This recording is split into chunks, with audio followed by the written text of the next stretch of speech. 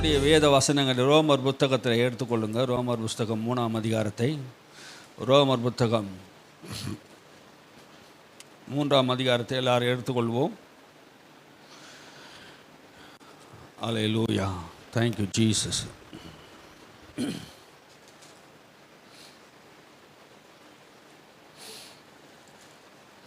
இருபத்தி 3வது வசனத்தை வாசிப்போம். எல்லாரும் பாவம் செய்து தேவ மகிமை அற்றவர்களாகி இலவசமாய் அவருடைய கிருபையினாலே கிறிஸ்து இயேசுவில் உள்ள மீட்பை கொண்டு நீதிமான்களாக்கப்படுகிறார்கள். எல்லோரும் பாவம் செய்து தேவ மகிமை அற்றவர்களாகி, எல்லாருமே பாவம் செய்து தேவனுடைய மகிமையை என்ன பண்ணிட்டாங்க? பெற தகுதியற்றவர்களாக மாறிவிட்டார்கள். இந்த பூமியிலே பாவம் செய்யாத ஒருவனும் கிடையாது. வேதம் சொல்லுகிறது எல்லாரும் பாவம் செய்துட்டாங்க. எல்லாரும் தேவ மகிமையை பெறுவதற்கு தகுதியற்றவளாக மாறிட்டாங்க. ஆதாம் தேவனுடைய மகிமை பெற்றிருந்தான். ஆதாம் பாவம் செய்த போது அந்த மகிமையை அவன் இழந்தான். பாவம் செய்கிறவனுக்கு மகிமை கொடுக்கப்படாது. பாவம் செய்கிறவனுக்கு அந்த மகிமை பெறுவதற்கு தகுதி இல்லை. அப்போது அந்த மகிமையை மறுபடியும் தேவன் ஒரு மனிதனுக்கு கொடுக்கணும்னா அவனுடைய வாழ்விலிருந்து பாவம் நீக்கப்படணும். பாவம் நீக்கப்படணும். அப்போ பாவத்தோடு மகிமை அடைய முடியாது. ஒரு பாவியை மகிமை அடைய செய்ய முடியாது தேவனாலே. அப்போது அவனுடைய வாழ்க்கையில் பாவத்தை அவனுடைய வாழ்க்கையிலிருந்து நீக்க வேண்டும். அப்போ எல்லாரும் பாவம் செய்தோம். இந்த பூமியில் ஒருத்தன் கூட நீதிமான் இல்லையா? வேதம் சொல்லுகிறது ஒருவனும் நீதிமான். இப்போ இருக்கிற எல்லாருமே நீதிமான்கள் இல்லை. ஒருத்தர் கூட நீதிமான்கள் இல்லை. ஏன்னா ஆதாமுடைய வித்திலிருந்து வந்தவங்க, ஆதாம் பாவம் செய்து அவன் வித்தில் பிறந்தவங்க எல்லாரும் எப்படி பாவத்துக்கு அடிமை தான். ஒருத்தரும் நீதிமான் கிடையாது. அப்போது தகுதியற்றவளாக மாற்றினது எதுன்னா பாவம். பாவம் தான் நம்முடைய வாழ்க்கையில் எல்லா தகுதி இழக்கப்படுகிறது. மகிமை அற்றவனாய் மாற்றுகிறது. தேவனுக்கு விரோதமானவனாய் மாற்றுகிறது. துரோகியாக மாற்றிவிட்டது. தேவனுக்கு முகத்தை காட்ட வேண்டியவன், தேவனை நோக்கி பார்க்க வேண்டியவன் மனுஷன் தேவனை விட்டு விலகி ஓடுவதற்கு காரணம் பாவம். பாவம் ஒரு மனிதனுக்குள் வரும்போது அவனை அலக்கழிக்கிறது, அவன் வாழ்க்கையை சீரழிக்கிறதா இருக்கிறது. பாவம் செய்கிறவன் வாழ்வடையவே மாட்டான்.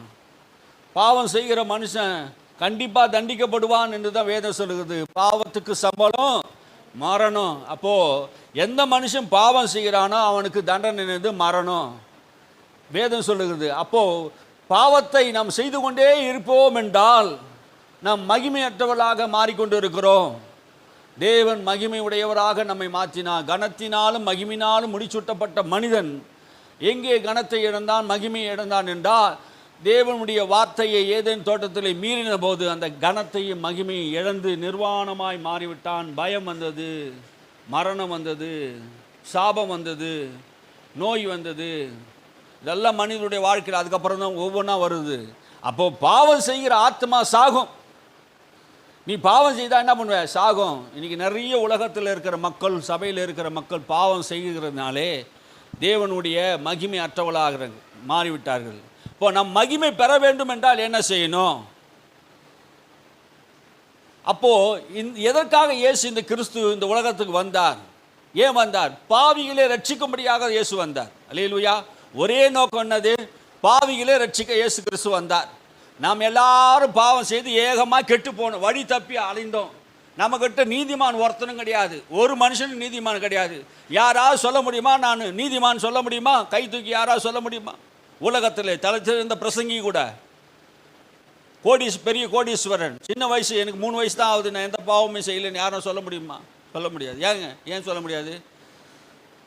எல்லாரும் பாவத்தில் பிறந்திருக்கணும் என்று வேதம் சொல்லுகிறது. பாவம் என்கிற பெரிய ஒரு குடோன் நம்ம அடைத்து வைத்திருந்தது. அதுதான் வேதம் சொல்லுகிறது. இலவசமாக கிருபையினாலே கிறிஸ்து இயேசுவின் உள்ள மீட்பை கொண்டு நீதிமானாக்கப்பட்டோம். இலவசமாய் கிருபையினாலே கிறிஸ்து இயேசுவின் உள்ள மீட்பை கொண்டு நீதிமான்களாக்கப்பட்டோம். அப்போது நீதிமான் ஆவது எப்படி? நீ பாவியாக்கிட்ட வேதம் சொல்லுது. ஆனால் நீதிமான் ஆவது எப்படி? நீதிமான் ஆவது எப்படி? நீ பாவமாக்கப்பட்டது மாத்திரம் வேதம் சொல்லலை, நீதி ஆக்கப்பட்டதையும் சொல்லுது. ஏன் நீ இதை விசுவாசிக்க மாட்டேன்ற? எப்படி சொல்லுது? இலவசமாய் அவருடைய கிருபையினாலே கிறிஸ்து இயேசுவில் உள்ள மீட்பை கொண்டு நீதிமானாக்கப்பட்டிருக்கிறோம். இலவசமா. அப்போ இலவசமா என்னது? எதையாவது வாங்க முடியுமா? ரட்சிப்பை காசு கொடுத்து வாங்க முடியுமாங்க? சொல்லுங்கள். ரட்சிப்பை காசு கொடுத்து இலவசமாக ஏன் கொடுக்குறாரு? இலவசம் என்று ஏன் தேவன் இதை அறிவிக்கிறாரு? எந்த மனுஷனும் இந்த நீதிமான் என்கிற தகுதியை விலை கொடுத்து வாங்க முடியாது. அதனால தான் என்ன பண்ணுறாரு? அவரே மனம் உள்ள இரக்கமுள்ளவராக இருந்து மனுஷனுக்கு கிருபை கொடுத்து கிறிஸ்து இயேசுவில் உள்ள மீட்பை கொண்டு உங்களை நீதிமானாக மாற்றி இருக்கிறார். எப்படின்னா, கிறிஸ்து இயேசுவை கொண்டு மீட்பை கொண்டு விலையின்றி விற்கப்பட்டோம். நம்ம என்ன பண்ணிட்டான்? விலையின்றி விற்றார். இயேசு விற்கப்பட்ட ஆத்துமாக்களுக்கு மொத்தத்துக்கும் இயேசுவே தன்னுடைய விலைக்கரையுமாக தன்னையே ஜீவ பலியாகவும் பான பலியாகவும் தன்னுடைய ரத்தத்தையும் தன்னுடைய ஜீவனையும் சரீரத்தையும் எல்லாத்தையும் ஒப்பு கொடுத்து நம்மை மீட்டெடுத்தார். கிறிஸ்துவில் உள்ள மீட்பின்படியே. அதான் வேதம் சொல்லுகிறது. கிறிஸ்து இயேசு உள்ள மீட்பை கொண்டு எப்படி நம்மை மீட்டார்? எப்படி மீட்டார்? நமக்கு பதிலாக நம்முடைய சாபத்தையும் நம்முடைய பாவத்தையும் நம்முடைய நோயையும் அவர் நமக்கு பதிலாக அவரே சிலுவையிலே ஜீவ பலியாக ஒப்பு கொடுத்து என்னுடைய பாவத்துக்காக உலகத்தினுடைய சர்வலோகத்தின் பாவத்துக்காகவும் அவரே ஜீவ பலியாக ஒப்பு கொடுத்து அந்த பாவத்துக்கு அவரே விலைக்கரையை செலுத்தி விட்டார். ஆமென், அல்லேலூயா. நம்முடைய பாவத்துக்கு இயேசு விலைக்கரையை செலுத்தி விட்டார். நாம் போய் அந்த பாவத்துக்கு விலைக்கரையை செலுத்தவே முடியாது. எந்த மனிதனும் தான் செய்த அந்த பாவத்தை நிவர்த்தி செய்வதற்கு ஆட்டையோ மாட்டையோ பலி செலுத்தி ஆண்டவரே என் குற்றத்தை மன்னியும் என்று மனஸ்தாபப்பட முடியுமே தவிர, பாவங்கள் மூடப்பட்டது தான் பழைய ஏற்பாட்டில். பாவங்கள் மூடப்பட்ட பாவம் மறுபடியும் வந்துடும். ஆனால் பாவங்கள் புதிய ஏற்பாட்டில் இயேசு மரித்ததினாலே மன்னிக்கப்பட்டது. மூடப்பட்டதுக்கும் மன்னிக்கப்பட்டதுக்கும் வித்தியாசம் இருக்குது. அல்லேலூயா. மூடப்பட்டது எப்போ நான் திறக்கலாம்? நியாயப்பிரமாணம் நம்முடைய பாவத்தை மூடினதை தவிர நம் பாவத்தை மன்னிக்கவில்லை. இயேசு கிறிஸ்து நமக்காக சிலுவையிலே ரத்தம் சிந்தினதினாலே அவர் நம்முடைய பாவங்களை சிலுவையிலே சுமந்ததினாலே பின்னாய் போச்சு மீட்பு உண்டாகிவிட்டது. அந்த மீட்பு எப்படி நடந்தது என்று பவுல் சொல்றாரு? கிறிஸ்து இயேசுவிலே வைக்கிற விசுவாசத்தினாலே ஒரு மனிதன் நீதிமான் ஆகிறான். எப்படி நீதிமான் ஆகிறான்? இயேசு மேலே வைக்கிற நம்பிக்கை, இயேசு மேலே வைக்கிற விசுவாசம்.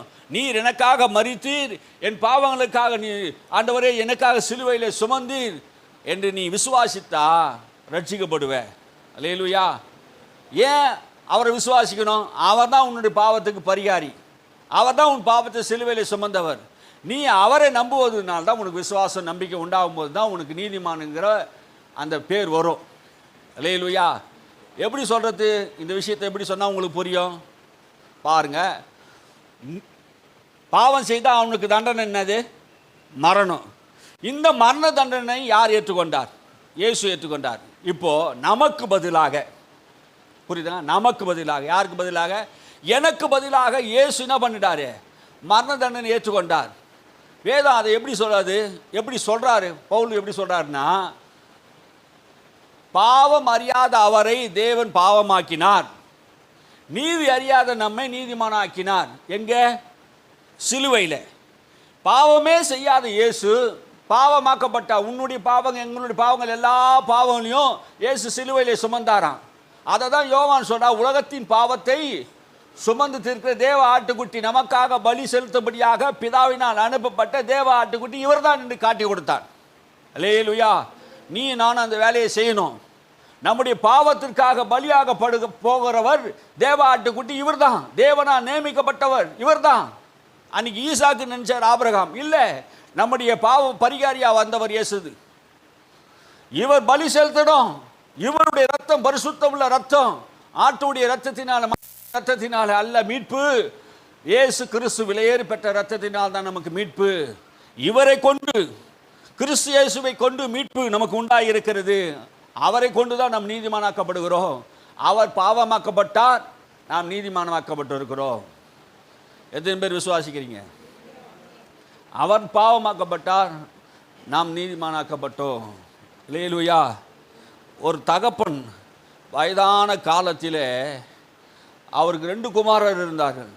ஒரு குமாரன், மூத்த குமாரன் வழக்கறிஞராக இருந்தான். இளைய குமாரன் அவன் தன் இஷ்டம் போல மனம் போன போக்கிலே வாழ்ந்து கொண்டிருந்தான். அவன் அநியாயம் தாங்கலை. அந்த தகப்பன் சாகத்துக்கு முன்னாடி தன் மூத்த மகனை கூப்பிட்டு சொன்னான், என்னுடைய குமாரனாகிய நான் போன பின்பு இவனை நீ காப்பாற்ற வேண்டும் என்று வாக்கு கேட்டார். நான் இவனை இருக்கும்போது நான் இவனை என்ன பண்ணேன், என் பிள்ளை நான் பெற்று எடுத்துட்டேன். இவனை நான் என்ன பண்ணிட்டேன், நிறைய ஆபத்துலேருந்து காப்பாற்றிட்டேன். இவனை நீ என்ன பண்ணு, நான் மறிக்க போகிறேன், இவனை நான் உன் கையில் ஒப்பு கொடுக்குறேன், இவனை நீ எந்த சூழ்நிலையிலும் கைவிடாதே, இவனை காப்பாற்ற வேண்டும் என்று வழக்கறிஞராக இருந்த அந்த மூத்த மகனத்திலே என்ன பண்ணிட்டார், ஒப்பு கொடுத்துட்டு போயிட்டார். சொல்லி வாக்கு வாங்கிட்டு இறந்துட்டார். அவன் சில காலம் சென்ற பின்பு அந்த சகோதரன் அவன் திருடனாகவும் கொலைகாரனாகவும் அநியாயம் செய்கிறவனாக சுற்றி இருந்தான். ஒரு நாள் திருடும்போது மாட்டிக்கொண்டான். மாட்டிக்கொண்ட போது அந்த திருட்டிலிருந்து காப்பாற்றி கொள்வதற்காக தன்னை பிடித்தவனை என்ன பண்ணான், கத்தி எடுத்து கொலை செய்து விட்டு தன் அண்ணன் வீட்டுக்கு வந்து விட்டான். சொந்த அண்ணன் வீட்டுக்கு வந்துட்டான். அப்படி அண்ணன் வீட்டுக்கு வந்த உடனே அண்ணன் கதவை திறந்து, என்னடா ரத்த கரியாகுது, என்னடா செய்தேனே, இது மாதிரி சூழ்நிலை நான் என் வாழ்க்கையில் நடந்துச்சு, நான் தப்பித்து கொள்வதற்காக நான் கொலை செய்து விட்டேன் அப்படின்னு சொன்னபோது, என்ன இந்த விஷயம் போலீஸுக்கு தெரிஞ்சு போச்சு, போலீஸ் என்னை தேடி வருகிறார்கள் என்று தன் அண்ணனிடத்தில் சொன்னபோது, எப்படியாவது என்னை காப்பாற்றுங்க அண்ணா என்று அவன் கெஞ்சின போது தன் தகப்பன் சொன்ன அந்த வார்த்தை அவனுக்கு நினைவு வருது. அப்பாவுக்கு வாக்கு பண்ணிட்டோமே, நான் வழக்கறிஞராக இருந்தேன், சரி அவன் ரத்த கரையோடு அந்த ஆடையோடு வந்த அவனை ஆடையெல்லாம் என்கிட்ட கொடுத்துருன்னு சொல்லிட்டு அந்த ஆடையெல்லாம் இவன் அணிந்து கொண்டு கையில் அந்த கத்தியை வாங்கிக்கின்னு அந்த ரத்த கரையோடு நிற்கும்போது போலீஸ் சொல்ல வருது. அப்போ அந்த மூத்த அண்ணனை என்ன பண்ணிட்டாங்க, குற்றம் செய்யாத, கொலை செய்யாத, எந்த அநியாயம் செய்யாத இவன் என்ன பண்ணுறான், கைது செய்துட்டு போகிறாங்க. நீதிமன்றத்தில் ஒப்பு கொடுக்குறாங்க. நீதிமன்றத்தில் ஒப்பு கொடுக்கும்போது இவன் செய்த அந்த கொலைக்காக இவனுக்கு மரண தண்டனை கொடுக்கப்பட்டது. இப்போது அண்ணனை போய் பார்க்க போகிறான். அந்த இளைய மகன் அண்ணனை போய் பார்க்குறான். அண்ணா, நான் செய்த தப்புக்காக, நான் செய்த கொலைக்காக, நான் செய்த அநியாயத்துக்காக நீ தண்டிக்கப்படுகிறீரே, நியாயமாய் பார்த்தா நான் தான் அந்த இடத்துல நிற்கணும், மரண தண்டனை அடையணும். ஆகினாலே அவன் மன வழுந்து அழுது கெஞ்சினான். அப்போது அண்ணன் செய்த தியாகத்தினாலே நடந்த சம்பவம் தான் இந்த சகோதரன் காப்பாற்றப்பட்டான். அல்லேலூயா. அண்ணன் செய்த அந்த தியாகத்தினால் காப்பாற்றப்பட்டான். அப்பாக எனக்கு வாக்கு பண்ணிட்டாரு, உனக்கு எந்த ஆபத்து வந்தாலும் நான் உன்னை காப்பாற்ற வேண்டும் என்று சொன்னார். ஆகினாலே அப்பாவுக்கு கொடுத்த வாக்கு நான் என்ன பண்ணுறேன், இப்போ நான் காப்பாற்றுறேன், அதனால தான் உன்னை நான் இப்போ என்ன பண்ணுறேன், காப்பாற்றி விட்டேன்னு சொல்லி அவனை காப்பாற்றினார். அப்போது அண்ணன் ஒரு காரியத்தை கேட்டார். அப்பா சாகும்போது எனக்கு வாக்கு ஒன்று கொடுத்தார், என்ன உன்னை காப்பாற்றும்படியே. நான் இப்போது உனக்கு ஒரு வாக்கு கேட்குறேன், நீ என்னை போல நல்லவனாக வாழ வேண்டும், சமுதாயத்தில் மற்ற மக்களெல்லாம் நீ விடுதலையாக்கணும், மற்ற மக்களுக்கு நீ உதவி செய்யணும் என்று ஒரு வாக்கு கண்ணி வாங்கிட்டார். தகப்பன் அவன் சாணத்தில் வைத்து மரித்து போன அந்த மூத்த சகோதரன் தன் இளைய சகோதரன் என்ன பண்ணார், காப்பாற்றினார். ஆனால் இவர் மரிக்கும்போது இவனும் தன் சகோதரனிடத்தில் சொன்னான், நான் மரிக்க போகிறேன், எனக்கு மரண தண்டனை கொடுக்க போகிறாங்க, ஆகினாலே நீ என்ன பண்ணு, எனக்கு வாக்கு பண்ணு, நீ என்னை போல வாழு என்று அந்த இடத்துல சொல்லுகிறதை நாம் பார்த்தோம். இது பெரிய ஒரு கதையாக இருந்தாலும் இது நிஜமாக 2000 ஆண்டுகளுக்கு முன்பாக இது நடந்த உண்மை. தன் சொந்த சகோதரர்களுக்கு மீட்கும்படியாக பிதாவாகிய தேவன் மனுகுலத்தை உண்டாக்கினான். நாமும் இயேசுவும் எல்லாம் ஒரே குடும்பம். நம்முடைய தகப்பன் பிதாவாகிய தேவன், அவர் மூத்த சகோதரனாக இருக்கிறார், நம்ம இளைய சகோதரராக இருக்கிறோம். நாம் பாவம் செய்து அக்கிரமம் செய்து அநியாயம் செய்து வாழ்ந்து கொண்டு இருந்தோம். பிதாவாகிய தேவன் சொன்னான், நீ உலகத்தில் இருக்கிற பாவிகளை ரட்சிக்கும்படியாக நான் உன்னை அனுப்புகிறேன் என்று அவரையே ரத்த சிந்து வச்சு, அவரையே ஜீவனை கொடுக்க வைத்து, அவரையே பலியாக செலுத்தினார். நியாயமாய் தண்டிக்கப்பட வேண்டியவன் நாம் தான். ஆனால் நியாயப்பிரகாரம் பார்த்தா அவர் தண்டிக்கப்பட்டு விட்டார். தேவ நீதியின்படி அவர் தண்டிக்கப்பட்டு விட்டார். ஆமே. அவர் கொலை செய்யப்பட்டார், அவர் தண்டிக்கப்பட்டார், அவர் பாவமாக்கப்பட்டார். அவர் தான் எல்லா காரியத்தையும் என்ன பண்ணார், பாதாளத்துக்கு போனார். எல்லா தண்டனையும், மரண தண்டனையும் அவர் ஏற்றுக்கொண்டார். தன் சகோதரனுக்காக மரண தண்டனை ஏற்றுக்கொண்டார். பாவத்தின் சம்பளம் மரணம். நம்முடைய ஆண்டவராகிய இயேசு ஆதாம் முதல் மனுஷகுலம் முழுவதும் பாவம் செய்து தேவ மகிமை அற்றவளாய் மாறிட்டார்கள். தேவ நீதி உள்ள நியாயாதிபதி, அவர் நீதியை செய்யணும், அவர் நீதி உள்ள தேவனாக இருக்க முடியாது.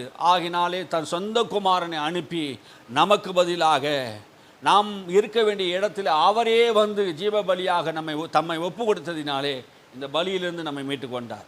அல்லேலூயா, அல்லேலூயா. 2000 ஆண்டுகளுக்கு முன்பாக நடந்த அதே சம்பவம் நம்முடைய வாழ்க்கையில் இன்றைக்கும் நடந்து கொண்டு தான் இருக்கிறது. ஆமென். நாம் அநேகரை மீட்கும்படியாக, ரட்சிக்கும்படியாக ஆண்டவர் விரும்புகிறார். அல்லேலூயா. நாம் கிறிஸ்துவை போல வாழ்வதற்காக, குமாரனை போல வாழ்வதற்காக அழைக்கப்பட்டு இருக்கிறோம். அல்லேலூயா. அவருடைய சாயல்படி அவருடைய ரூபத்தை நமக்கு தேவன் கொடுத்திருக்கிறார் என்று வேதம் சொல்லுகிறது. மகிமை அற்றவளாக மாறிவிட்டோம்.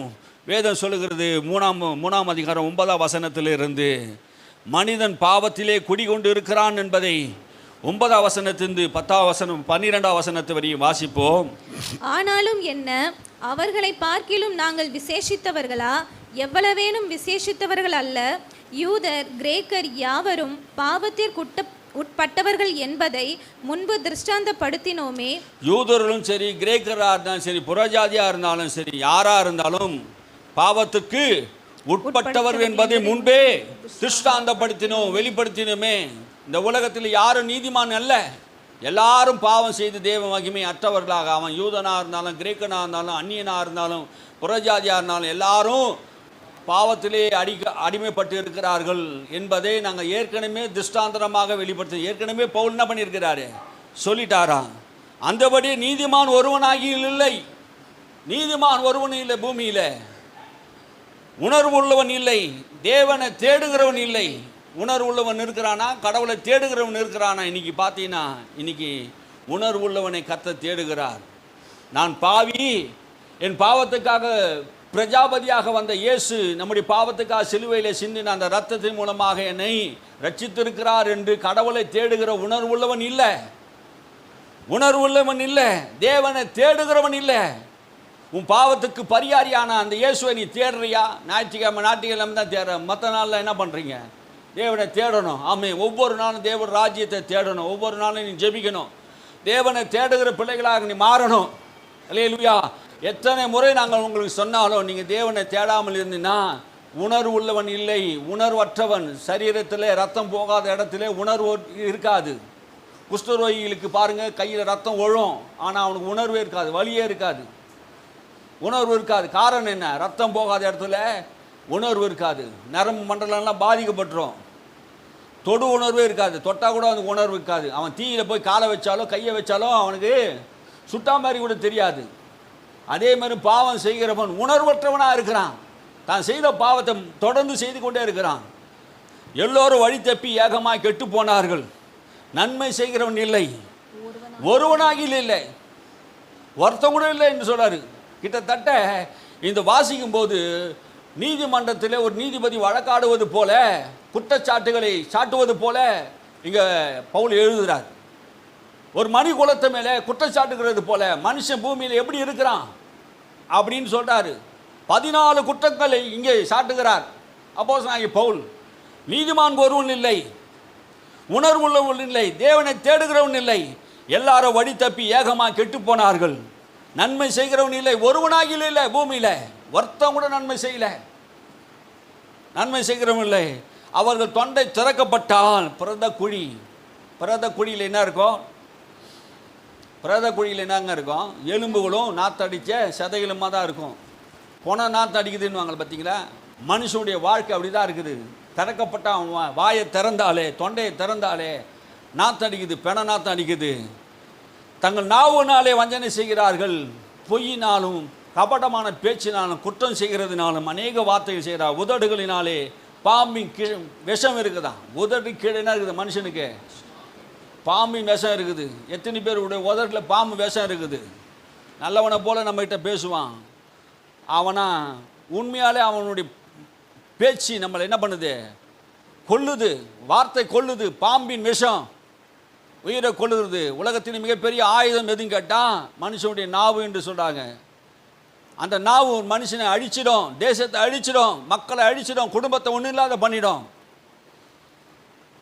அந்த வாயின் வார்த்தைகள் விஷம் நிறைந்த வார்த்தைகள் மனுஷனை கொள்வது. இன்னைக்கு நிறைய மனிதனுடைய வாழ்க்கையிலே விஷம் நிறைந்த உதடுகள் இருக்கிறார்கள். கசப்பினால் நிறைந்திருக்கிறது. கசப்பு நிறைந்திருக்குது. அவன் வாழ்க்கையில் எந்த ஒரு இனிப்பான வாழ்க்கை கிடையாது, சுவை உள்ள வாழ்க்கை கிடையாது. கசப்பு எப்போதுமே அவன் வாழ்க்கையில் கசப்பு, யார் மேலேயாவது கசப்பு, எப்படியாவது கசப்பு. பாவம் செய்கிறவருடைய ஆத்மா அப்படி இருக்குது. அவன் கால்கள் ரத்தம் சிந்த ஓடுகிறது, தீவிரிக்கிறது. யாரையாவது கொலை செய்யலாம், யாரையாவது அடிக்கலாம், எவனையாவது கொள்ளையடிக்கலாம், எவனையாவது திருடலான்ட்டு அவன் கால்கள் ஓடுது. நாசமும் நிர்பந்தமும் அவன் வழியில் இருக்கிறது. அவன் வழியை பார்த்தா நாசம்தான் இருக்குது, நிர்பந்தம் தான் இருக்குது. சமாதான வழியை அவர்கள் அறியாது இருக்கிறார்கள். சமாதான வழி அவனுக்கு இல்லை. அவள் கண்களுக்கு முன்பாக தெய்வ பயம் இல்லை எழுதியிருக்கிறதே, தெய்வ பயம் இல்லை என்று எழுதியிருக்கிறதே. அமெரிக்கா தேசத்திலே லாஸ் ஏஞ்சலில் அந்த பட்டணத்திலே பில்லி கிரஹாம் என்ற ஒரு தேவ மனிதன், அவர் இறந்து விட்டார் 98வது வயதில் நினைக்கிறேன். உலகத்திலே கோடிக்கணக்கான மக்களை கிறிஸ்துவாண்டை கொண்டு வந்தவர், உலக பிரசித்தி பெற்ற கிறிஸ்துவுக்காக வல்லமையாக பயன்படுத்தப்பட்ட ஒரு தேவ மனிதன் லாஸ் ஏஞ்சல் பட்டணத்திலே அவர் பேசுகிறார். அந்த பட்டணத்தில் இருக்கிற மக்கள் சொன்னாங்க, அமெரிக்கர்கள் சொன்னாங்க, செல்வந்தர்களாக இருந்தாங்க, அறிஞர்களாக இருந்தாங்க, படிப்பறிவு உள்ளவர்களாக இருந்தாங்க. ஆனால் பாவம் செய்வதிலே துணிகரம் உள்ளவர்களாக, அநியாயம் செய்கிறவர்களாக, ஆணோடு ஆணும் பெண்ணோடு பெண்ணும் அகம்பாவமான பாவத்தை செய்து கொண்டிருக்கும் போது அப்போ பில்லி கிரஹாம் எழுந்து பிரசங்கம் பண்ணுகிறார். நீங்கள் அவங்க கேட்டாங்களா, அமெரிக்கரை கேட்டபோது அவங்க பதில் சொல்கிறாங்களாம், எங்கள் சரீரம், எங்கள் பணம், எங்கள் இஷ்டம்படி நாங்கள் எப்படி வேணாலும் வாழ்வோம், அதை கேட்கறதுக்கு யாருக்கும் உரிமை இல்லை என்று அவர்கள் சொன்னார்கள். அந்த பட்டணத்து மக்கள் அப்படி சொன்னாங்க. ஆனால் அந்த தேசத்திலே உண்மை உத்தமமாக ஊழியம் செய்த டாக்டர் பில்லி கிரஹாம் அந்த பட்டணத்திலே ஒரு பப்ளிக் மீட்டிங்கில் பேசுகிறார். அவர் பேசும்போது அவர் சொல்கிறார், ஆணும் பெண்ணும் திருமணத்தை அவங்க தடை பண்ணாது இருந்தாங்க. ஆணோடு ஆணும் பெண்ணோடு பெண்ணும் அப்படியாப்பட்ட ஒரு வாழ்க்கை, ஆணும் பெண்ணும் தான் கல்யாணம் பண்ணணும், பெண்ணோட பெண்ணும் ஆணோட ஆணும் கல்யாணம் பண்ணுற கூடவே கூடாது. அப்படியாப்பட்ட வாழ்க்கை வாழ்ந்து கொண்டு இருந்த அந்த மக்களை பார்த்து சொன்னார், என் தேவன் நீதி உள்ள நியாயாதிபதியாக இருக்கிறார். அமெரிக்க தேசத்துக்கு அவர் சொல்கிறார், என் தேவன் நீதி உள்ள நியாயாதிபதியாக இருக்கிறார். அன்னைக்கு சோதோம் குமாரா பட்டணம் பாவம் செய்ததினாலே அந்த பட்டணத்தை தேவன் அழித்தார். அப்படி அமெரிக்காவுக்கு சொல்கிறாரு. அமெரிக்காவை பார்த்து சொல்கிறார், லாஸ் ஏஞ்சலில் இருக்கிற பட்டணத்தில் இருக்கிற மக்களை பார்த்து சொல்கிறாரு, அந்த தேவன் சோதோம் குமாரா பட்டணத்தை நியாயம் செய்த அந்த தேவன் உங்களுக்கு நியாயம் செய்யாவிட்டால் நியாய தீர்ப்பு நாளிலே அந்த சோதோம் குமாரா பட்டணத்து மக்களிடத்திலே தேவன் மன்னிப்பு கேட்க வேண்டும் என்று அவர் பிரசங்கித்தார். அந்த செய்தி அமெரிக்க தேசம் முழுவதும் பெரிய பிரபலமாய் போயிட்டு டிவி பத்திரிகை நியூஸ்லாம் வெளியே வந்தது. அல்லேலூயா. ஒரு தேவ மனிதன் பாவத்தை குறித்து கண்டித்து உணர்த்தணும். பரிசுத்த ஆவியை பெற்றவன் பாவத்தை குறித்து, நீதி குறித்து, நியாய தீர்ப்பை குறித்து பேசியாகணும். அல்லேலூயா. நிச்சயமாகவே தேவன் நீதி உள்ள நியாயாதிபதியாக இருக்கிறார். பாவம் செய்கிறவர்களை அவர் தண்டிக்காமல் விடுகிறதில்லை. ஒருவேளை நீ ஆண்டவர்கிட்ட மன்னிப்பு கேட்டினா தேவனுடைய இரக்கத்தை பெற்று ஆண்டவர் உன்னை ரட்சிப்பார். அல்லேலூயா. நீதிமன்றத்திலே வழக்காடுவது போல அந்த சாட்சிகள் உருவாக்கப்பட்டு இருக்கிறது. இது நீதிபதி யார் என்று கேட்டால் பிதாவாகிய தேவன் என்று சொல்கிறேன். குற்றஞ்சாட்டப்பட்டவர்கள் யார் என்று கேட்டால் மனிதர்கள் சொல்கிறாங்க. குற்றப்பத்திரிகை என்னன்னு கேட்டால் 14 குற்றங்கள். இப்போ வாசித்தமே அந்த 14 குற்றங்களாம். குற்றஞ்சாட்டப்பட்ட வழக்கறிஞர் யாருன்னு கேட்டால் நியாயப்பிரமாணம். இந்த நியாயப்பிரமாணம் தோரா அந்த புஸ்தகம் தான் நம்மளை குற்றம் சாட்டுது. இந்த நியாயப்பிரமாணம் என்ன பண்ணுது? நம்ம நீதிமான் அல்லன்னு தான் சொல்லுது. இந்த நியாயப்பிரமாணம் என்ன சொல்லுது? நாம் நீதிமான் அல்ல என்று சொல்லுது. அந்த நியாயப்பிரமாணம் நம்ம நீதிமான் அல்ல சொல்லுது. தீர்க்கப்பட்ட தீர்ப்பு நாம் எல்லோரும் பாவிகள் என்று நியாய தீர்ப்பு. கொடுக்கப்பட்ட தண்டனை மரண தண்டனை. புரியுதுங்களா? ஒரு சட்டமன்றத்திலே ஒரு நீதிமன்றத்திலே எப்படி நீதிபதி வழக்காடுவாரோ அது போல என்ன பண்ணுறாங்க, எழுதப்பட்டிருக்கிறது. இந்த நியாய தீர்ப்பிலிருந்து யார் நம்ம விடுதலையாக்குவா? கிறிஸ்துவை தவிர நம்ம யாரும் என்ன பண்ண முடியாது, விடுதலையாக்க முடியாது. பாவம் என்பது ஒரு பெரிய வெளிப்படையான ஒரு கிரிகை. அது தேவனுக்கு விரோதமாக ஒரு மனநிலையை கொண்டு வருகிறது. இந்த பாவம் என்ன பண்ணுது? தேவனுக்கு விரோதமான ஒரு மனநிலையை கொண்டு வருகிறது. ஆதாம் பாவத்தின் நிமித்தம் என்ன பண்ணுது? இந்த பிரபஞ்சமே பாதிக்கப்பட்டு இருக்கிறது. இந்த உலகமே பாதிக்கப்பட்டு இருக்குது. ஆகையால் தான் தாவீது சொல்லுகிறார்கள். தாவீது இப்படி சொன்னார், என் தாய் துர்குணத்திலே என்னை கர்ப்பம் தரித்தார், நான் பாவத்திலே பிறந்தேன் என்று சொன்னார். சங்கீதம் 51 சொல்றாரு, என் தாய் எப்படி பிறந்தாலாம், துர்குணத்திலே பாவத்திலே என்னை கர்ப்பம் தரித்தாள், நான் பிறக்கும் போதே பாவத்திலே பிறந்திருக்கிறேன், பாவத்திலே வாழ்ந்திருக்கிறேன்னு சொன்னார். சங்கீதம் 51:3 வாசிக்கும் போது, என் மீறுதலை நான் அறிந்திருக்கிறேன், என் பாவம் எப்போது எனக்கு முன்பாக இருக்கிறது. அல்லேலூயா. தன் பாவங்களை ஒத்துக்கொள்கிற மனுஷன் நீதிமானா இருக்கிற மனுஷன், அல்லேலூயா, தன் பாவத்தை என்ன பண்ணுறான், ஒத்துக்கொள்கிறான். என் மீறுதலை நான் அறிந்திருக்கிறேன், என் பாவம் எப்போது எனக்கு முன்பாக இருக்கிறது. என் பாவம் எப்போது இருக்குது, நான் என்னுடைய மீறுதல் என்ன எனக்கு தெரியும். நம்மளுடைய மீறுதல் என்னன்னு தெரியுமா? ஆனால் சங்கீதக்காரன் சொல்கிறான், அவன் தாவீது சொல்கிறான், தான் பாவத்தை என்ன பண்ணலை, அவன் மறைக்கலை. தேவனிடத்தில் போய் என்ன பண்ணுறான், கதறான், அழுவுறான், இருதயத்தை ஊற்றுறான், உடைக்கிறான். ஆண்டவரே என்னை மன்னிங்கள் என்று சொல்கிறான். ரோமர் 5:12 சொல்லுது, 5:12,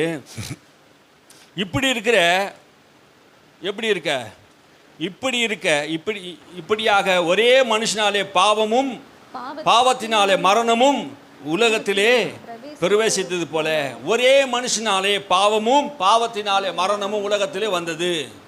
என்ன சொல்ல வராரு? பாவம் எப்படி வந்தது? ஒரு மனுஷன் மூலமாக வந்தது. அந்த மனுஷன் யார்? ஆதாம். அவனால் தான் பாவம் வந்தது, அவனால் தான் மரணம் வந்தது என்று வேதம் சொல்லுகிறது. ஆனால் இன்னொரு விஷயத்தை சொல்றாரு. என்ன சொல்றாரு? எல்லா மனுஷருக்கும் பாவம், எல்லா மனுஷரும்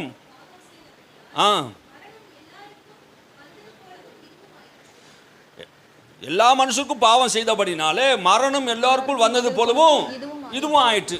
எல்லா மனுஷனுக்கும் பாவம் வந்தது, எல்லா மனுஷனும் மீறுதல் உட்பட்டான்.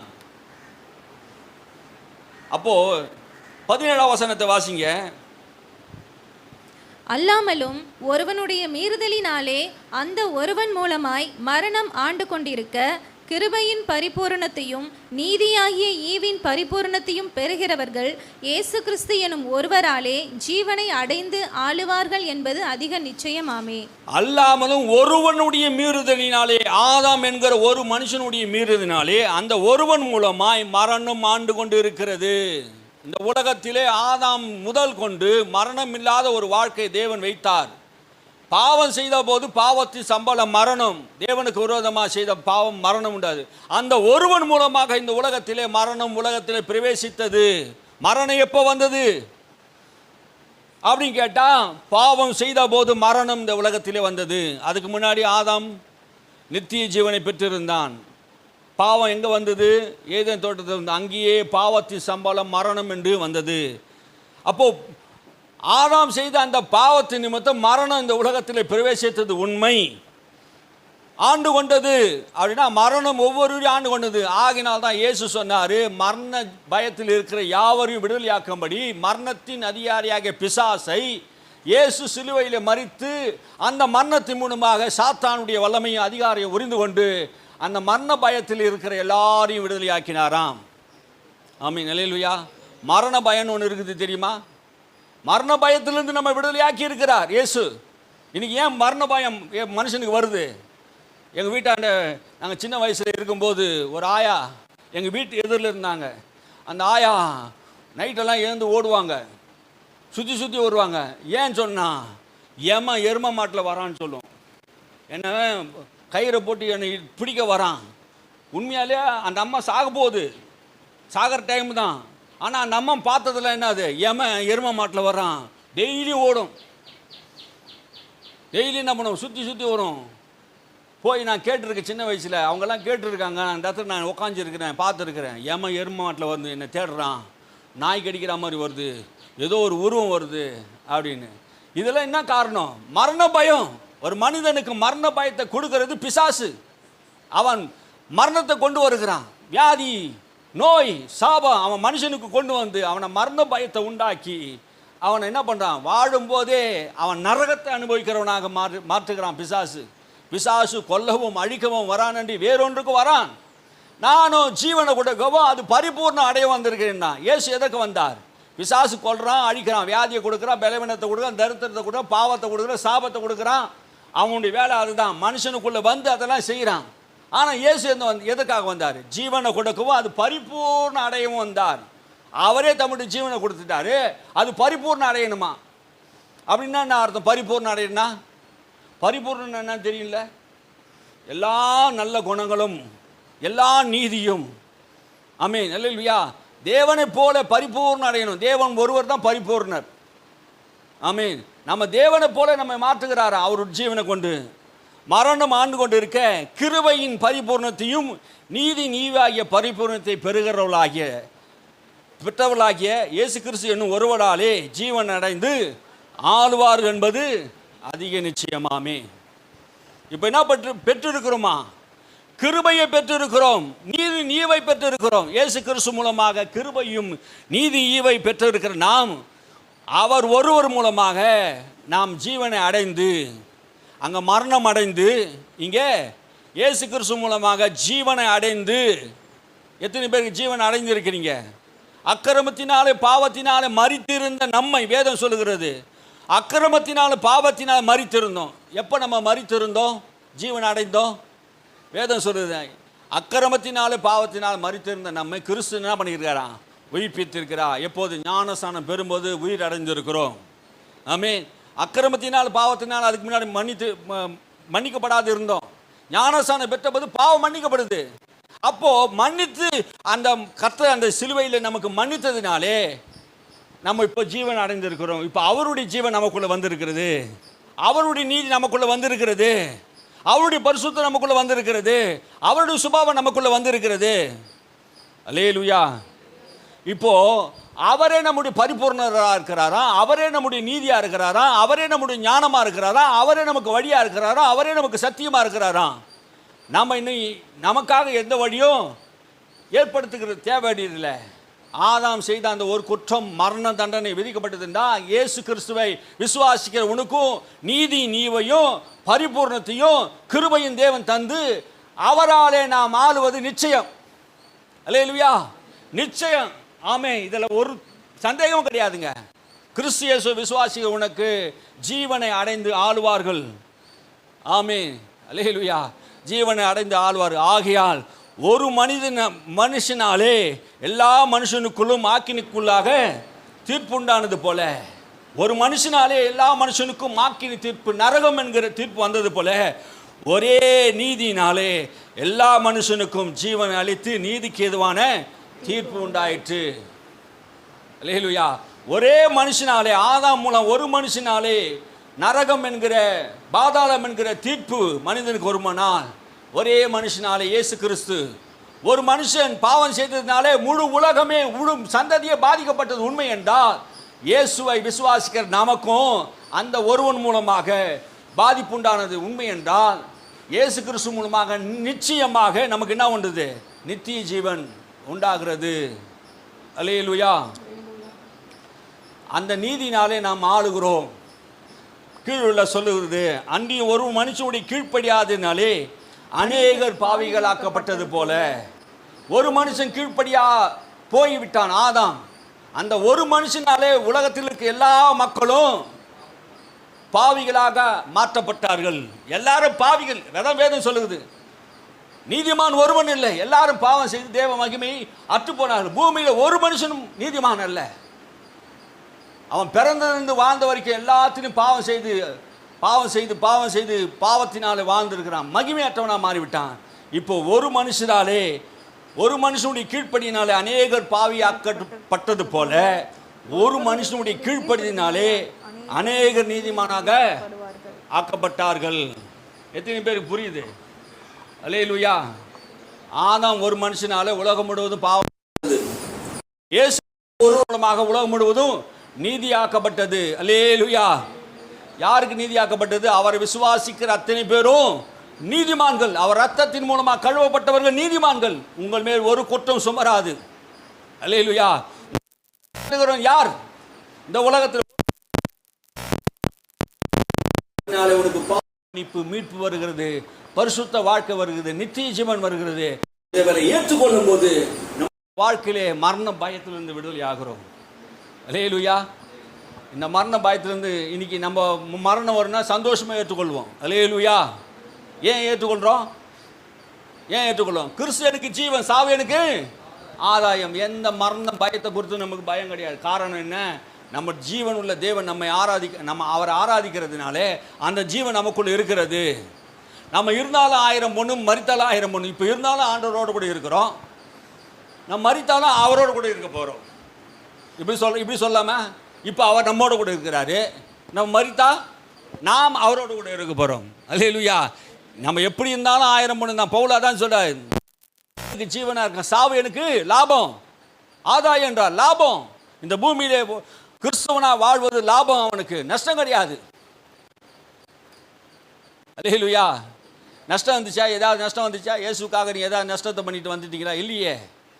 உங்கள் வாழ்க்கையில் நஷ்டமாக இருந்தது, கஷ்டமாக இருந்தது, பாவமாக இருந்தது, சாபமாக இருந்தது, எல்லாத்தையும் இங்கே வந்து தானே மாற்றப்பட்டது. அல்லேலூயா. உலகம் முழுவதும் அப்படிதாங்க ஆண்டவர் நியாய தீர்ப்பை உண்டாக்கி இருக்கிறார். அல்லேலூயா. வேதம் சொல்லுகிறது. இன்னொரு விஷயத்தை நான் சொல்கிறேன், கேளுங்க. ஒரு பணக்கார,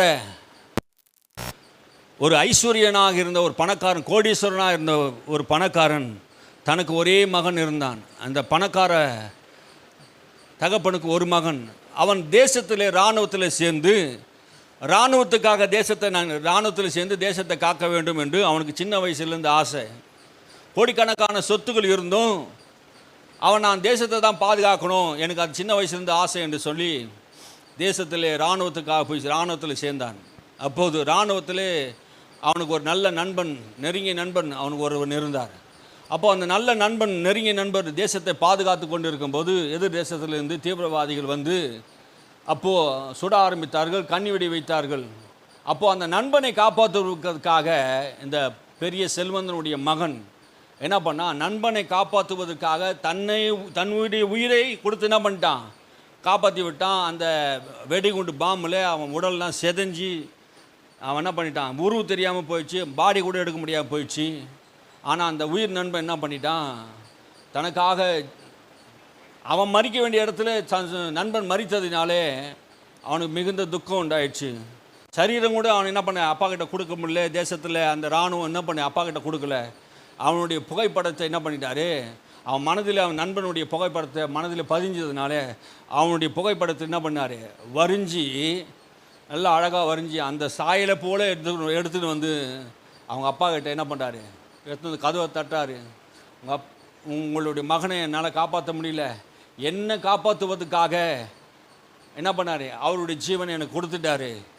ஆகினாலே அவருடைய வரைபடத்தை என்ன பண்ண காட்டின போது அந்த வரைபடத்தை வாங்கி அழுது கொண்டே, இவ்வளோ சொத்து இருக்குது, ஆனால் எல்லாத்தையும் விட்டுட்டு என்ன பண்ணார்? தேசத்தை காக்கிற நண்பனுக்காக என் உயிரை கொடுக்குறேன்னு தியாகம் பண்ணிட்டாரு அப்படின்னு சொல்லிட்டு அந்த படத்தை வாங்கி அழகான படமாக உருவாக்கி அதை பிரேம் போட்டு தன் வீட்டில் மாட்டினார். தன் மகன் உயிரோடு கூட இருக்கும்போது அவருக்கு ஒரு ஆசை. என்ன ஆசைன்னா, அந்த மகனுக்கு நல்ல உலகத்தில் விலை மதிப்புள்ள பொருட்களை, வரைபடங்கள்லாம் வாங்கி வீட்டில் மாட்டி வைப்பாங்களாம். நல்ல பெரிய பெரிய ஓவியங்களை வாங்கி வீட்டில் மாட்டி வச்சுருப்பாங்களாம். பெரிய ஆஸ்தி உள்ளவன், பெரிய அந்தஸ்து உள்ளவன். அவன் செத்து போயிட்டான். அந்த வயசான அப்பாவை என்ன பண்ணார்? பணக்கார அப்பா அவரும் என்ன பண்ணிட்டார்? வயசான காலத்தில் அவரும் மரித்து விட்டார். அந்த வீட்டில் வேலை செய்த வேலைக்காரியம் எல்லாரும் இப்போ அனாதையாக நிற்கதியாக விடப்பட்டு அங்கே சூழ்நிலை இருந்தது. அந்த வீட்டுக்கு சொத்து வாரிசு யாரும் இல்லாத போயிட்டாங்க. அப்போது அரசாங்கம் அந்த சொத்துக்கள்லாம் எடுத்து என்ன பண்ணாங்க? ஏழை விட ஆரம்பிச்சிட்டாங்க. அப்போ ஏழை இடம் போது என்ன பண்ணிட்டாங்க? முதலாவது ஏழை விடும்போது தன்னுடைய மகனுடைய ஃபோட்டோவை என்ன பண்ணார்? ஏழை விட ஆரம்பித்தாங்க. முதலாவது அந்த படத்துக்கு 100 ரூபா வைக்கலாம்னு சொல்லிட்டு 100 ரூபா விட்டு ஏழை விட்டாங்க. வந்தவர்கள் எல்லாரும் அந்த படத்தை என்ன பண்ணலை? வாங்க விருப்பம் இல்லை. அவங்க வாங்க வந்த படம்லாம் எது? உள்ளே இருக்கிற அழகான விலை மதிப்பில்லாத பொருட்களை தான் என்ன பண்ணாங்க? வாங்க வந்தாங்க. ஆஸ்திகளை வாங்க வந்தாங்க, சொத்துக்களை வாங்க, துறவெல்லாம் வாங்க வந்தாங்களே தவிர இந்த படத்தை யாரும் அவங்க என்ன பண்ணலை, விரும்பலை. சரி 100 ரூபாய்க்கு விட்டோமே, சரி 50 ரூபாய்க்கு விட்டு பார்த்தாங்க. அப்போ 50 ரூபாய்க்கும் யாரும் அந்த வாங்கலை. சரி 50 ரூபாய்க்கு தான் வாங்கலை, 10 ரூபாய்க்கு அதை விட்டு பார்ப்போன்னு சொல்லி அந்த 10 ரூபாய்க்கு ஏழை விட்டாங்க. அந்த வீட்டு வேலைக்காரி தன் எஜமானன் தான் மகனை எவ்வளவா நேசித்தார், அவர் மேல் எவ்வளவா அன்பு கூர்ந்தார், எவ்வளோ பாசமாக இருந்தார். ஆனால் அவருடைய புகைப்படத்தை யாரும் வாங்க முடியலன்னு சொல்லிட்டு தன்னிடத்தில் இருந்த 10 ரூபாய் எடுத்து போயிட்டு அந்த வேலைக்காரி என்ன பண்ணிட்டான்? தன் எஜமானுடைய மகனுடைய ஃபோட்டோவை வாங்கினாலாம். அப்படி வாங்கின போது என்ன நடந்தது? அந்த ஏழை முடிந்து விட்டது என்று அந்த வழக்கறிஞர் வந்து அறிவித்த போது ஏழை முடியவில்லை, இன்னும் எவ்வளோ சொத்து இருக்குது, இது இருக்குது, ஒரு படத்தை விட்டுட்டு ஏழை முடிஞ்சிச்சு அப்படின்றீங்களே. இல்லை, ஏழை முடிஞ்சிச்சுன்னாராம். அப்படி சொல்லும்போது இன்னும் ஏழை இருக்குது அப்படின்னு சொன்னாங்க. இல்லை, உயிலை எடுத்து வாசிக்க ஆரம்பித்தார். அந்த உயிலில் அந்த தகப்பனார் எழுதி வச்சுக்கிற காரியம் என்ன தெரியுமா? என்னுடைய மகனுடைய முகத்தை அந்த யார் வாங்குறார்களோ, முதல் வாங்குறாரோ அவர்களுக்கு தான் இந்த சொத்து மொத்தம் அவங்களுக்கு தான் போகணுன்ட்டு உயில் எழுதி வச்சிட்டார். போட்டாவை ஏழாம் விட்டதுக்கு அப்புறம் தான் அந்த உயிலையே வாசிக்கணுன்ட்டு வாசித்தாங்க பாருங்க. இந்த சம்பவம் என்ன நடக்குதுன்னா, இயேசு கிறிஸ்துவை யார் விசுவாசிக்கிறாங்களோ அவங்க மட்டுமே அந்த பரலோக ராஜ்யத்துக்கு போக முடியும். அல்லேலூயா. இந்த உலகத்தில் நீ எவ்வளோ ஆசை இருக்குது, சொத்து இருக்குது, பணம் இருக்குது, எல்லாம் அவங்க அதெல்லாம் வாங்க விரும்பினாங்க. நகையை வாங்க விரும்பினாங்க, சொத்துக்களை வாங்க விரும்பினாங்க, அம்பானியாக விரும்பினாங்க, அதானியாக விரும்பினாங்க, எலான் மஸ்காக விரும்பினாங்க. உலகத்திலே செழிப்பாக வாங்கினாங்க. ஆனால் வாங்க வேண்டியதை வாங்கலை. அவங்க அந்த தகப்பனுடைய மகனுடைய ஃபோட்டோவை வாங்கியிருந்தா அந்த சொத்துக்கள்லாம் அதிபதியாக இருக்கலாம். அந்த ஏழை பெண், அந்த 10 ரூபாய்க்கு வாங்கின பெண், அந்த ஒரே நாளிலே அந்த சொத்துக்கு மொத்த சொத்துக்கும் அதிபதியாக அவள் மாறிவிட்டாள். எல்லா சொத்தும் அவளுக்கு உண்டாயிடுச்சு. அதே போல் தான் உலகத்திலே பரலோகத்திலிருந்து நமக்காக அனுப்பப்பட்ட இயேசு கிறிஸ்துவானவரை ஏற்றுக்கொள்கிறவனுக்கு தான் இந்த பூமியும் அந்த பரலோகமும் சொந்தமாகும். அல்லேலூயா. நீ யாராக இருந்தாலும் சரி, இந்த உலகத்தில் ஞானியாக இருந்தாலும், அறிவாளியாக இருந்தாலும், புத்திசாலியாக இருந்தாலும், இந்த இயேசு உனக்காக சிலுவையில் அறையப்பட்டார் 2000 ஆண்டுகளுக்கு முன்பாக. அவர் உன்னுடைய பாவங்களை எல்லாம் மன்னித்து இருக்கிறார். இந்த இயேசு உனக்காக தான், உன்னுடைய பாவங்களுக்காக மரித்தார். தன் நண்பனுக்காக தன் ஜீவனை கொடுத்தான். அந்த சகோதரன் தன் மகனுக்காக வைத்திருந்த சேர்த்து வைக்கப்பட்ட இப்போ யாருக்கு போயிடுச்சு? ஃபோட்டோ வாங்கினா அந்த ஏழை பெண்ணுக்கு போயிடுச்சு. அல்லேலூயா. நாம் எல்லாரும் இயேசு கிறிஸ்துவை ஏற்றுக்கொண்டு இருக்கிறோம். ஆமென். அல்லேலூயா. நாம் அவருடைய சுதந்திரவாளியாம். வேதம் சொல்லுகிறது, நான் சொல்லலை, வேதம் சொல்லுகிறது. அவருடைய சுதந்திரவாளியாம். சுதந்திரவாளி, கடவுளுடைய சுதந்திரவாளி. நம்ம எல்லாம் கடவுள் எப்படி பெற்றெடுத்துக்கிறார்? தத்தெடுத்திருக்கிறார். தத்து பிள்ளைகளாக இயேசு கிறிஸ்து மூலமாக, வெளியேறப்பட்ட இரத்தத்தின் மூலமாக, அவருடைய மீட்பின் மூலமாக, அவருடைய கிருபையினாலே அவருடைய நீதியை கொடுத்து, அவருடைய ரத்தத்தை சிந்தி நம்மை விலைக்கரையும் கொடுத்து நம்மை வாங்கி இருக்கிறார். நாம் இப்போ யாருக்கு சொந்தம்? தேவன் கொண்டோமோ அப்போதே நாம் பிதாவாகிய தேவனுக்கு சொந்தமாய் விட்டோம். ஆமென். அல்லேலூயா. இப்போது கிறிஸ்துவுக்கு இருக்கிற எல்லா சொத்தும் யாருக்கு?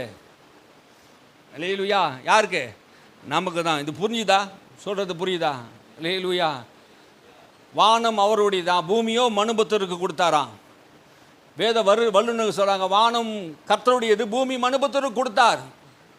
அப்படின்னா பரலோகத்தை நான் ஆளுகை செய்கிறேன், பூமியை நீங்கள் என்ன பண்ணுங்க, ஆளுகை செய்கள் என்று சொல்லி ஆதாம் என்ன பண்ணார்? படைக்கும் போதே இவர்கள் பலுகி பெருகி பூமியை நிரப்பி சமுத்திரத்தின் மச்சங்களையும் ஆகாய்த்து பறவைகளும் ஊரும் நடமாற ஜீவராசிகளும் ஆண்டு கொள்வார்களாக என்று அவர்களை ஆசீர்வதித்தார். அல்லேலூயா.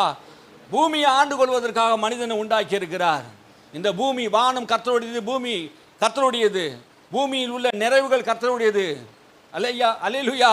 வானமும் பூமியும் அவர் படைத்தார். வானத்தில் இருக்கிறது அவருடையதான், பூமியில் இருக்கிறது அவருடையதான், சமுத்திரத்தில் இருக்கிறது அவருடையதான், ஆகாயத்தில் பறக்கிறவைகள் அவருடையதான், மலையிலே திரிகிற ஆடு மாடுகள் எல்லாம் அவருடையதான், ஜீவராசிகள் எல்லாம் அவருடையதான், வெள்ளியும் பொண்ணும் அவருடையது. எல்லாம் அவருடையதுங்க. வெள்ளியும் பொண்ணும் யார் உண்டாக்கினது?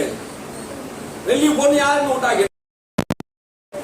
மனுஷனுக்கு இன்னும் புரிய, நம்முடைய ஆண்டு உண்டாக்கினார் வெள்ளியும் பொண்ணும். இதான் மனுஷனுக்கு புரியல. கடவுள் யார் என்பது மனுஷனுக்கு புரியாததுனால்தான் இன்னைக்கு தெரியல அவனுக்கு. வெள்ளியும் பொண்ணும் கர்த்தருடையது, வானமும் பூமி கர்த்தருடையது. இது அவர் வார்த்தை கடவுது என்று சொன்னார். ஆதியாகமத்தில் பூமி உண்டா கடவுது என்று சொன்னார், உண்டாயிற்று. வானம் உண்டா கடவுது என்று உண்டாயிட்டா. எல்லாவற்றையும் வார்த்தையினால் படைத்த தேவன். அல்லேலூயா. இந்த பூமியை நம்ம கையில் கொடுத்திருக்கிறார். அல்லேலூயா. இந்த பூமி நமக்கு கொடுத்திருக்கிறார். நல்ல ஆகாரத்தை கொடுத்திருக்கிறார். நல்ல வாழ வசதியான வீடுகளை கொடுத்திருக்கிறார்.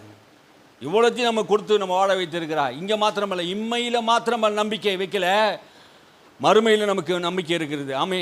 இம்மையிலும் நம்ம ஆசீர்வதிக்கப்பட்டிருக்கிறோம், மறுமையிலும் நம்ம ஆசீர்வதிக்கப்பட்டிருக்கிறோம். இந்த இயேசுவை ஏற்றுக்கொள்கிறவனுக்கு தான் அந்த பரலோக வாழ்க்கை. அல்லேலூயா. நீங்கள் இந்த இயேசுவை ஏற்றுக்கொள்ளும் போது தான் அந்த பரலோக ராஜ்யத்தை ஆண்டவர் உனக்கு தருவார். என்னை இல்லாமல் பிதாவிடத்தில் ஒருவன் வர முடியாது என்று சொன்னார். இயேசுவை அல்லாமல் ஒருவனும் பிதாவிடத்தில் போக முடியாது. நான் பிதாவிடத்தில் போனேன்னா இயேசுவை கொண்டு தான் போக முடியும். ஆமென். இயேசு இல்லாமல் போக முடியாது. ஏன்னா சுயநீதிக்காரனா நம்ம இல்லை, இயேசுவை நீதியை பெற்றவர்களாக இருக்கிறோம். விசுவாசத்தினாலே நீதிமானாக்கப்பட்டு இருக்கிறோம். நம்முடைய நீதி ஒன்றும் கிடையாது. நம்ம எல்லாரும் பாவிகள், பாவமாக்கப்பட்டவர்கள். பூமியிலேயே ஒரு மனிதன் நீதிமான் இல்லை. எல்லாரும் பாவம் செய்து, அக்கிரமம் செய்து, அநியாயம் செய்து தேவனுக்கு விரோதமாக இருந்தோம். ஆனால் ஒரே ஒரு நீதி நமக்கு உண்டாயிருக்கிறது. என்ன நீதினா, இயேசு பற்றுகிற விசுவாசத்தினால் உண்டாக தேவ நீதி விசுவாசிக்கிற எவனுக்கும் பலிக்கும். விசுவாசிக்கிற யாருக்கும், எந்த மதமாக இருந்தாலும், எந்த ஜாதியாக இருந்தாலும், இயேசு என் ஆண்டவர், இயேசு என் ஜீவன், இயேசு எனக்கு ஜீவனை கொடுத்திருக்கிறார், இயேசு எனக்காக மரித்து இருக்கிறார் என்று நீ விசுவாசித்து, ஆண்டவரே எனக்காக நீ 3ஆம் நாள் உயிரோட கூட எழுந்திருக்கு, இப்போது வரப்போகிறீ என்பதை நீ விசுவாசித்தா, விசுவாசிக்கிற எவனுக்கும் நீதி உண்டாகும்படி அவர் நமக்காக நீதி உண்டாக்கி இருக்கிறார். அல்லேலூயா. எத்தனை பேருக்கு இது புரியுது? அல்லேலூயா. விசுவாசிக்கிற நீ யூதனாக இருக்கும், கிரேக்கனாக இருக்கும், புறஜாதியார், எந்த மதமாக இருந்தாலும் சரி, விசுவாசிக்கிறவனுக்கு நீதி உண்டாகும். எந்த நீதி? தேவ நீதி. அந்த நீதி எங்கே வைத்திருக்கிறார்? சுவிசேஷத்தை வச்சுக்கிறார். அந்த சுவிசேஷம் எது? இயேசு கிறிஸ்து தான் சுவிசேஷம். அல்லேலூயா. நான் உங்களுக்கு அறிவிக்கிற இந்த இயேசு தான் உன்னை பரலோகத்துக்கு கொண்டு போக முடியும். நீ தான தர்மம் பண்ணலாம், நீ பண்ணலாம், நீ பூமியில் நிறைய நல்ல காரியங்கள் எல்லாம் செய்யலாம். ஆனால் உன்னுடைய நல்ல காரியத்தை கொண்டு போய் பரலோகத்துக்கு போக முடியாது. ஏன்னா நீ பாவி.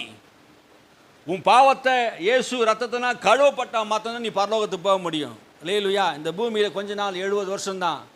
இந்த இப்போ இருக்கிற மனுஷன்லாம் 45 வயசை தாண்டது கஷ்டமாக இருக்குது. 70 வருஷம் பலத்தி மிக்க 80 வருஷம் இல்லை 100 வருஷம் 120 வருஷம் அதுக்கு மேலே வாழ முடியாது மனுஷன். ஒரு தரம் பிறந்தால் மறுதரம் மறிக்க வேண்டிய சூழ்நிலை இருக்குது. எல்லாரும் மறித்து தான் ஆகணும். ஆனால் அவங்க மறித்ததுக்கு அப்புறம் உன் வாழ்க்கை எங்கே இருக்குது? பூமியிலே இருந்து நீ உன்னை உண்டாக்கின தேவனிடத்தில் போக வேணும். மனுஷனை மண்ணிலிருந்து உண்டாக்கினாராம், அவனுக்கு மண் என்று பேச்சாராம். மண்ணில் உண்டாக்கப்பட்ட மனுஷனை நீ மண்ணுக்கு திரும்புவாய் என்று சொன்னார். அவன் கடைசியில் எந்த மதத்தில் இருந்தாலும் அவனை மண்ணில் போட்டு தான் புதைக்கிறாங்க, இல்லை தீயிட்டு எரிக்கிறாங்க. எப்படி மண்ணோட மண்ணை கலக்கிறான், அவன் மண்ணாக போகிறான். ஆனால் வேதம் சொல்லுது, ஆவி தேவன் தந்ததான், அது தேவனிடத்துக்கு போகுது. அல்லேலூயா. சரீரம் மண்ணில் புதைக்கப்படுறது உண்மை, ஆனால் ஆவி எங்கே போகுது? தேவனிடத்தில் போகுது. நம்ம கொடுக்குற ஆவி தேவனிடத்துக்கு போனோன்னா நீ ரட்சிக்கப்பட்டு இருக்கணும். ஆமென்.